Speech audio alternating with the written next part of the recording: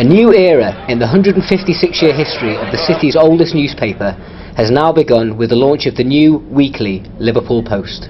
So here we are at the launch of the new look weekly Liverpool Post, and it's absolutely great to see so many friends and supporters of our newspaper here today for what really is a landmark moment in our 156-year history. It's been a bit of a strange week for me, and I'm sure it has been for many of you who have been Daily Post readers in the past. I knew it was going to be different, but it wasn't really until the moment on Monday morning when I walked up to the place in the office where the stack of Daily Posts used to sit, and it wasn't there anymore, that it really did hit home that, you know, things have changed. But while, of course, we miss the daily newspaper, to slightly misquote Mark Twain, reports of our death have been exaggerated.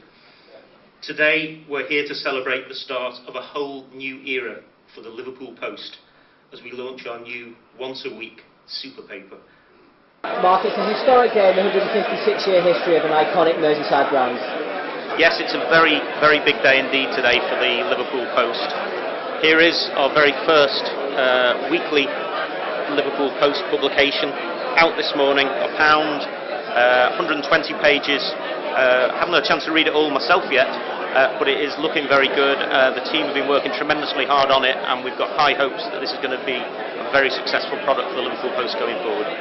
Mark, what are you looking for from the new Liverpool Post?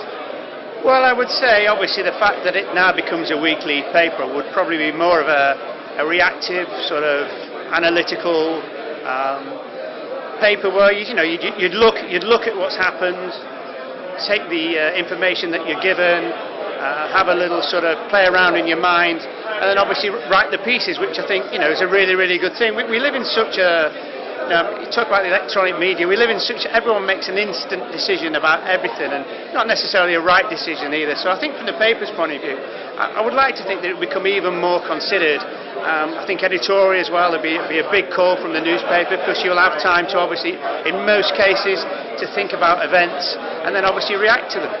This is a welcome change, but it's also, I think, a recognition that the world is changing, digital technology is changing. This thing that we're actually doing now is much easier to do than print a newspaper, and so knowledge, information, news is happening at a lot faster rate. So what a weekly will be able to do is take a scan across the week and perhaps give a bit more informed opinion, and looking forward, perhaps give a bit more of set the agenda about what people should actually be thinking about a bit more. In the changing landscape that we live in nowadays, how much importance do you feel local papers have still within communities? Well, I think actually in the whole kind of discussion about news, information, knowledge, local is the key word, because we actually sort of exist within our own local communities, whatever they are, wherever they are, and we also want to know what's going on a national level. So I think to be able to have this very strong local media that you actually trust to get information from is actually critical. For this thing like you're talking about knowledge exchange, that's how we progress. It's about swapping ideas, and it's about finding out what's actually going on in your own area, and we don't do enough of that, because most of our media is actually sort of now driven from London, to London agenda. So to have very strong local media, and we mustn't forget in all this, we will still be having a Daily Echo, so we must sort of support them both and make sure that we keep them.